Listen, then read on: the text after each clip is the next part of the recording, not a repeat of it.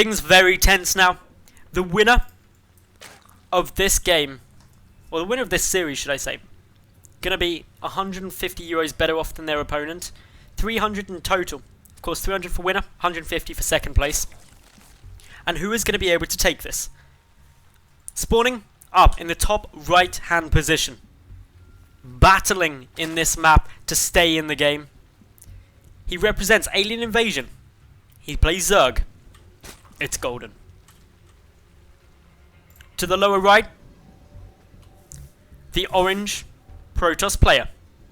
1-0 up, 1 win away from victory. 1 win away from that 300 euros. And 1 win away from glory. Arguably, already had an awesome night defeating WCS EU Season 1 2014 runner-up MMA. Can he make it a clean sweep? It's Stardust. Stardust scouting exceptionally early. Gonna be cannon rushing. Second probe now coming up. The only way to cannon rush on this map is to do what Stardust is doing. And that is because Golden is almost certainly going to be going for a hatch first build. It's safe to do, normally, because going for a cannon rush here is crazy. It's risky. It's not often done. And I love it. Stardust coming through the Overlord. Gonna see the probe. Gonna be like, hey, what are you doing, probe? Drone way on it, though. He's just like, that probe should not be in my base right now. GTFO. But it's still here. More drones getting pulled. Knows some sneaky stuff is happening. And that is because of luck. The first Overlord scouts the correct direction and sees the forge. He's like, you were trying to cannon rush me. You did this. Game 1. Not happening, Stardust. I'm not allowing it. Stardust, though, with the sneaky probes. Gets the pylon down. Second probe coming in. There's now 2 of them. All the drone pullage. Everything's coming through. First probe coming up. This is acting as a distraction because the second probe waiting around hasn't been seen. Golden knows. He's prepared. He's rare. First cannon goes down. Lost mining time already through. Cancel was through though, so that's only 25 resources lost. Meanwhile, Nexus coming down behind this, and Stardust unfortunately has to concede that this cannon rush is never going to be. But still, lots of lost mining time, lots of drone pulling, and probably an opponent with a heart rate more resemblant of his blood pressure. He's going to be like, woo, that was not what I wanted to happen early on. That was nearly sad games. In comes the probe again though. Full scouting everything. Sees no gas, no speed, won't be coming down. But likewise, Golden, he doesn't need speed because Stardust, by trying to go cannon first, or cannon rush, invested resources, delayed his own natural, delayed his gateways or any kind of unit production. And as such, a third base can come down pronto, now for Golden, and that D key can be mashed until it's potato. Because it's going to be easy to get a good number of drones down with no pressure coming from Stardust anytime soon. Really, the next moment to start checking things is after a cyber core is done. So that's a fair distance in the future. Golden's going to know that there isn't realistically much pressure going to be coming in for about kind of 3 minutes or so. Probably the earliest, and that's if it was going to be like 3 gates worth of pressure. But off the back of this, it'd be really hard to do. So Golden's really safe. He knows that until kind of 8 minutes plus, nothing bad could happen to him. Probably more like 9 minutes in reality. So mass droning. Stargate is now coming down. And I take back, the cyber core was actually already made in there, so it's actually going to be close to 8 minutes. But factor in, it takes a full minute for this Stargate to finish, so that's 7 minutes. Then whatever comes out of it has got to make its way across the map. So around 8 minutes-ish. That's why we're seeing so many drones. It's safe. It's steady. The Overlord did see the cyber core coming down, so Golden actually had a better track on the timings than I did, despite having full vision. But he doesn't know about the Stargate yet. Needs to see it, to be honest. Getting that scout down would be very beneficial. Just so he knows what he's up against. Third hatch, though, it's done. It's going to start producing some more drones. Fair few lings coming out in the field. These are going to be looking for any kind of proxy pylons. There's actually a good number of them coming through now. No speed, either. No gas has been mined yet. Rotron also coming through. The first trickle of gas on its way for Golden. And the Evo Chamber. Phoenix, though, about to reveal itself. And right on cue, starts dealing a little bit of damage. But Phoenix, not the most scary. 4 or 5 of them have to be out before they're super threatening. A couple of Overlords might get taken out, but this is giving ample time to Golden to mount a good defense. Down goes the Overlord. And with this, a small supply block for Golden. But he's already alleviated. And right on cue, around the 8-minute mark is the earliest moment that some pressure could be coming in. And that's precisely when it hits. So, Spore Crawler comes down. No Spore Crawler the third, interestingly. Not urgent to get that out yet, because with only 2 Phoenix, it's not terrifying. It can't kill a Queen. But once that starts getting to 4, 5, it does start getting scary, and the Queens need to be a bit safer. Stardust again going up into that robotics facility, gunning towards Colossi Tech most likely. Phoenix doing a good job of just being marginally irritating, picking apart a couple of drones. And prioritizing the drones on gas is the right thing to do always.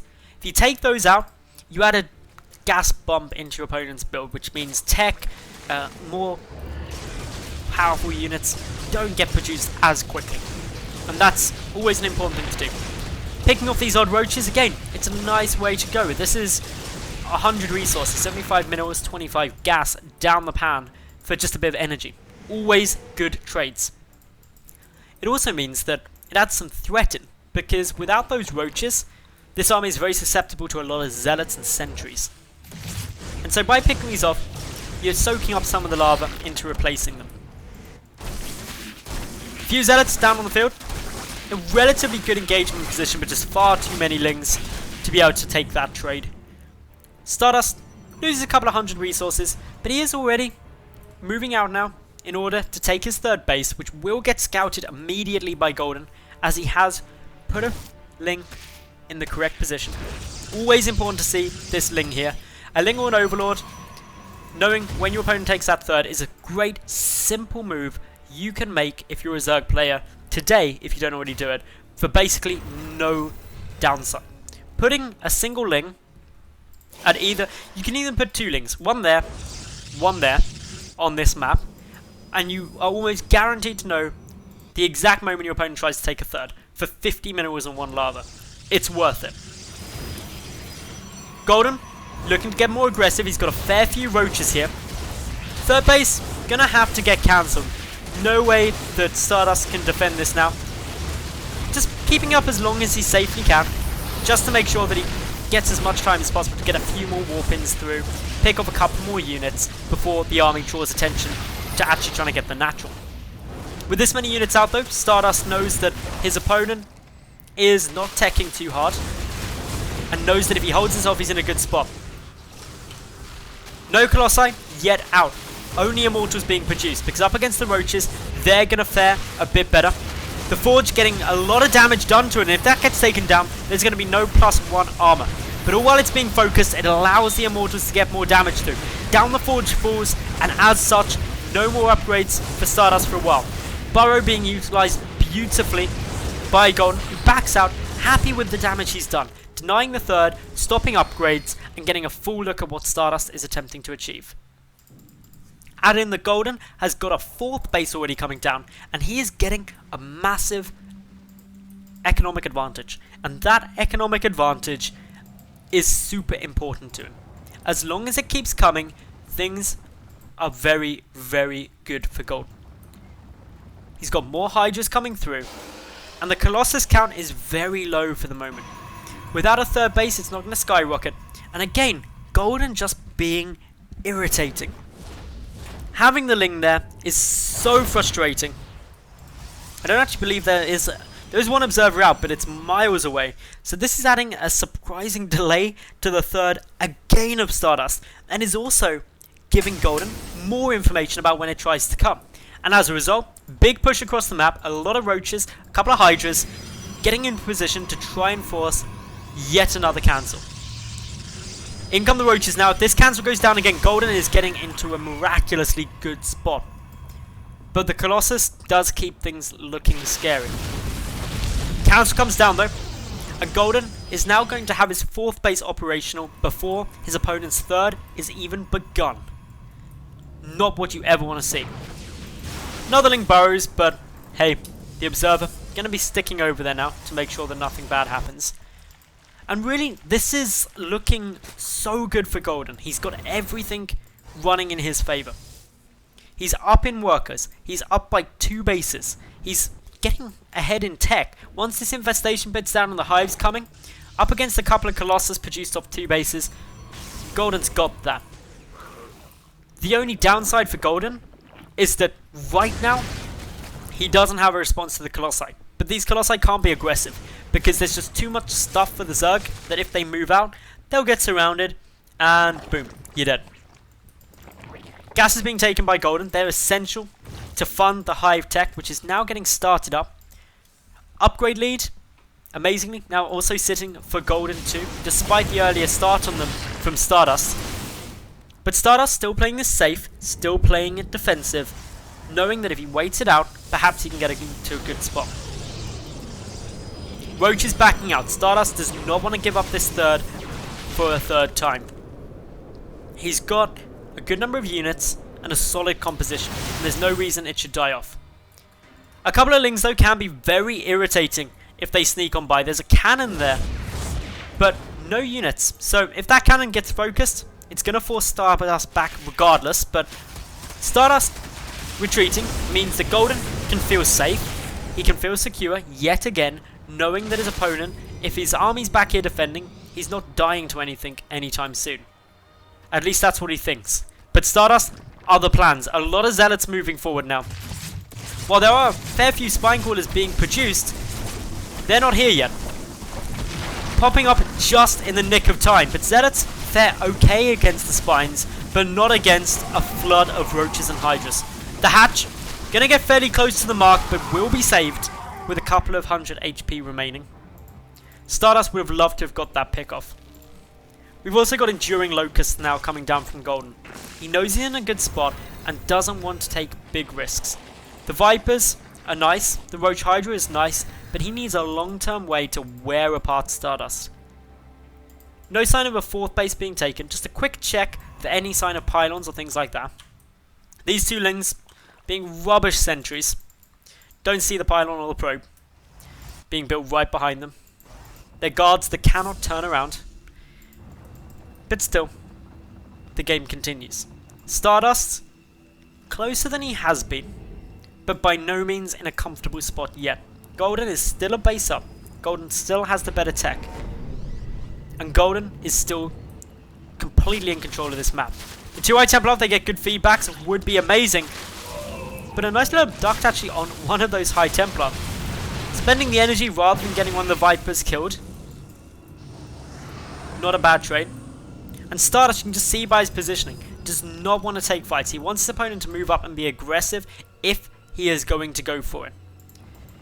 But Golden isn't convinced that he's safe. He's going up into a Greater Spire in order to get some Broodlords down. This is still a very exciting game to watch. Everything comes down to the positioning. These Hallucinated Phoenix, fantastic. Just wasted some energy. Straight there on the Viper, using an abduct on them.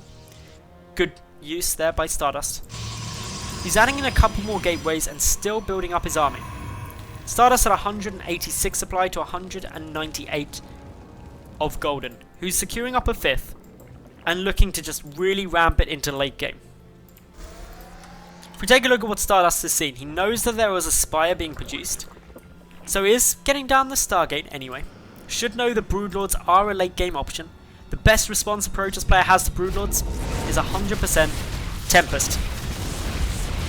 A couple of these units fighting now, sacrificing a few Roaches and Hydras to pick off a High Templar. Not a bad decision in the slightest. Means less feedbacks, means the Vipers can be a bit more bold on their movements to get the abducts down. And those abducts will make the difference. I've said it a couple of times this evening and I'm going to say it again. The Spellcasters in Roach Hydra Viper up against this kind of Colossus Deathball with some High Templar is what makes a difference in the fights. A couple of Roaches barreling in here. Charging forth. Get annihilated, but this is all good. Those Roaches were basically on a suicide run. Anything they kill on their way is good, as opposed to them just being killed by friendly fire. And the reason they're going down is roaches are supply ineffective late game. And so freeing up this supply allows more swarm hosts to come into the field. Those locusts will keep on coming. A little bit of harassment here in the form of a few zealots attacking. This gives, obviously, Stardust the vision of the greater spire and also the second spire there for the double air upgrades.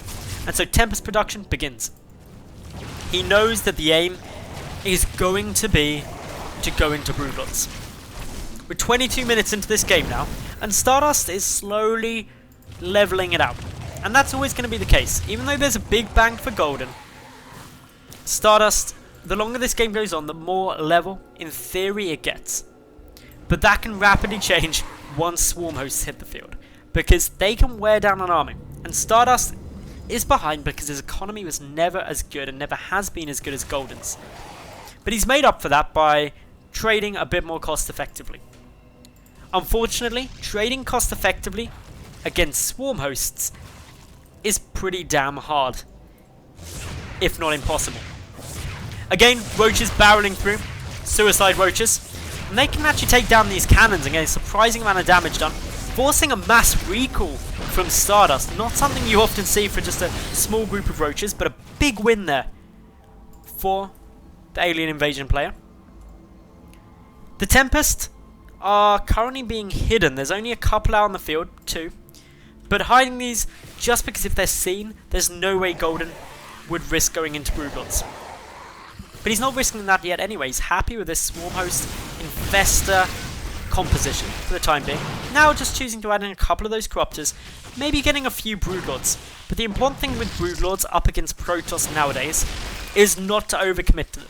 Because if you make a lot of Broodlords and not much else, specifically not much anti-air, Tempests are going to come along and ruin everything. If you get just a handful of Broodlords and a couple of Corruptors there though, actually they're a nightmare, especially when combined with the Swarm Hosts, because you've got the Locusts never ending, you've got the Broodlords there as well, just providing a couple more blockings and a bit more damage coming through, and it's frustrating to try and stop it. But more importantly, the Broodlords are a great combination with the Swarm Hosts because the Locusts being ranged. And if the Broodlords are shelling or throwing their Broodlings, which are melee, the Colossi are attacking those as opposed to the Locusts to the back, allowing the Locusts to get more damage through. Big advantages. Just hit past the 25-minute mark. Neither player wanting to go for a head-up engagement. And Stardust playing against these Swarm Hosts, arguably the best way he can, which is just ignoring them. And on a map like Frost, you can do that. It's so wide, there's so many ways that you can just completely bypass engaging them and pick off expansions that it's viable. It's why a map like Frost isn't as amazing as Akalon Wastes, for example, for going Swarm Hosts. Golden now loses his 4th base. He's still got a 5th base though, down to the right. Whereas Stardust, he takes his 4th and has got a 5th en route. And these Hydralisks didn't come up to check if it was there. The push continuing forward now from Stardust. The Viper did go for an abduct there, but not really achieving very much with it. But with the Locust coming back, Stardust has to retreat and just get back to safety. Engaging these Locusts head on with 15 on the field means engaging 30 Locusts. Not what you want. Golden being very aggressive now, expanding right next to his opponent's natural. And that's actually a good decision.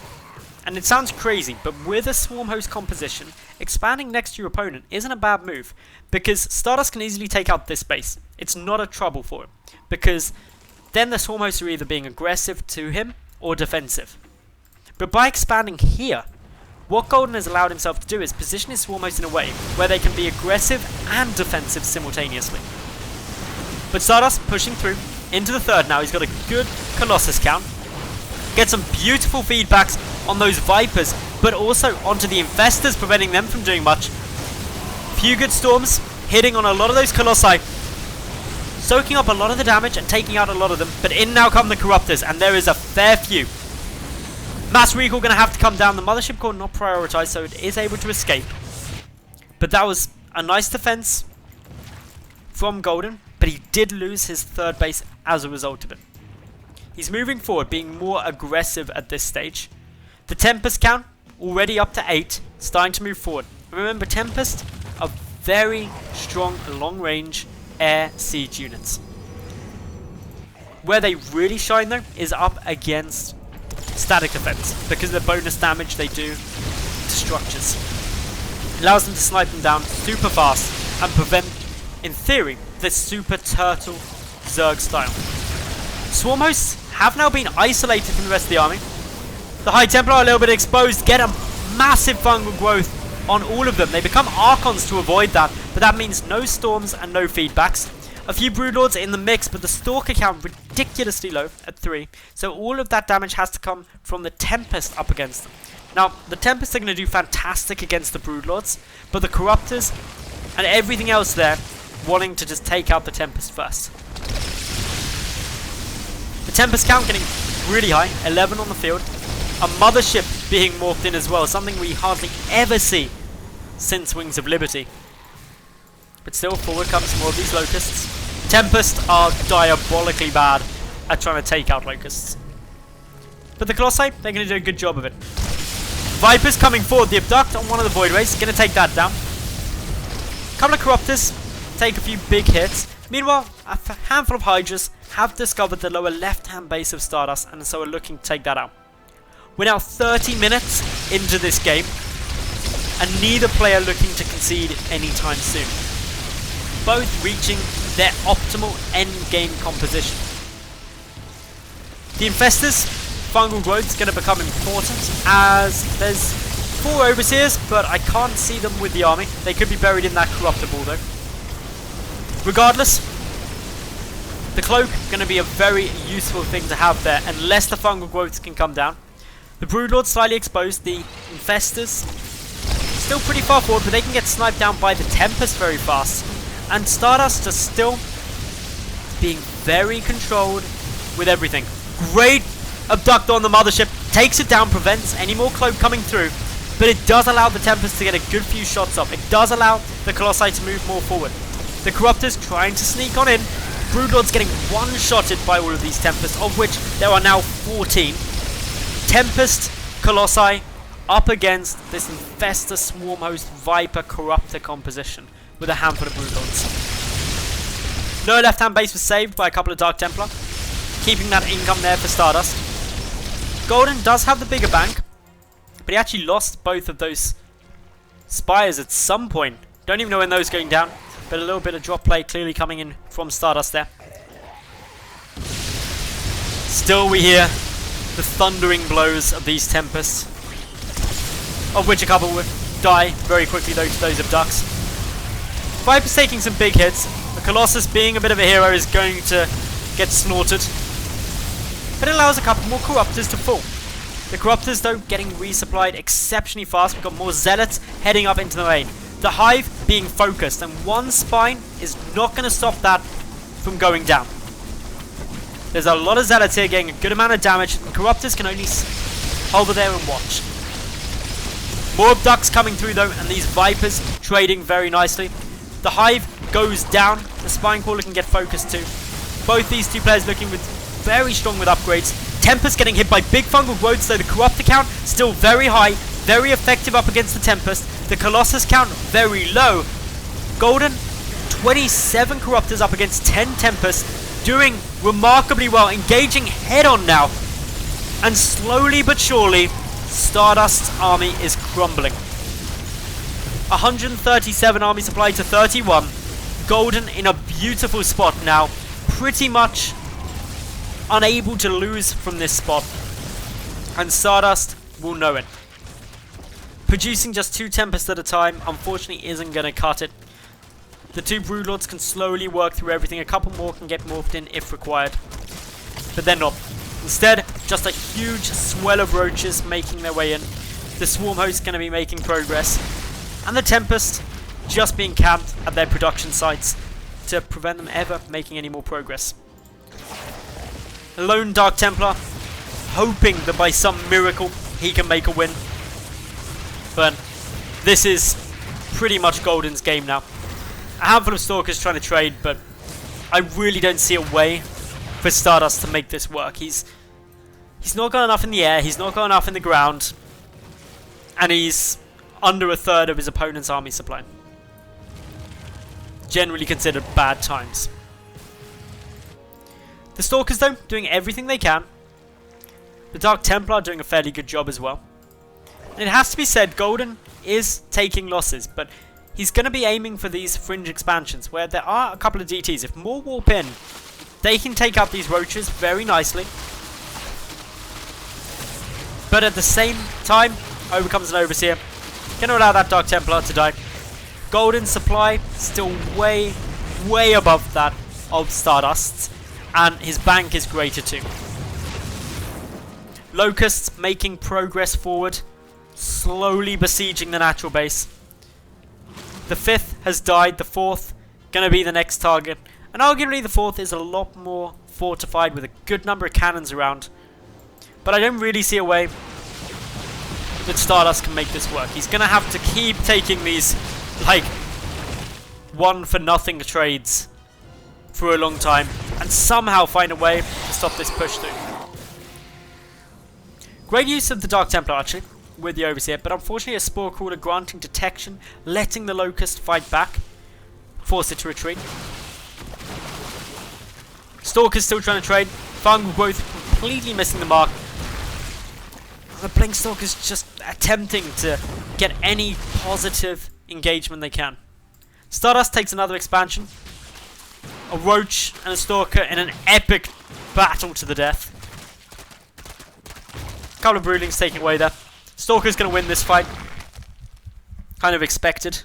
The Stalker is sitting there with the 3 attack and 2 shield upgrades compared to 3 attack and 2 armor of the Roach.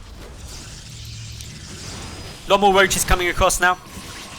Few abducts on a couple of those Stalkers. One blinks away in time, but Stardust has no choice but to cancel that base. The 4th is still going to be the big target, and I imagine that the Swarm Hosts are going to draw their attention towards that shortly. If not, it will just be a complete plow through. And oh no, that one pylon powering so many of the cannons, giving the Roaches ample time to work through them. Adding the Broodlords, which can siege from safety, and things looking really good for Golden. Golden just has to methodically work down Stardust now, because if he takes a big risk, there is a remote chance that something bad could happen. But if he is methodical about it, if he deals with this standing army of Stardust, I don't really see how things could go wrong. Locusts now. Where even are the Locusts? There's a lot of Swarm Hosts about somewhere.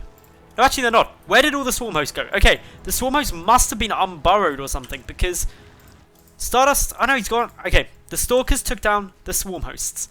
And actually Stardust brings himself into a bit of a better spot. But even though he no longer has to contend with the Locust waves, he does still have to contend with a very large army. But the trouble is that a lot of this supply is getting skewed by the fact that Corruptors are on the field. And there's so many of them, but there's also so many Roaches. Golden using Creep to get that extra move speed. The blink away is not going to be enough. Down goes a lot of the Stalkers now. And again, Stardust takes another big hit to his overall supply. Hive coming back up now for Golden. Stardust attempting to retake the lower left-hand base.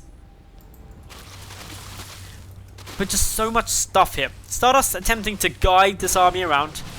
Take it on a little adventure. Walking your pet Roach. But the Roaches, they're not going to like this too much. They're following obediently. Looking to catch the Stalkers off guard. Intercept them as they come across. But they're going straight back towards the 4th.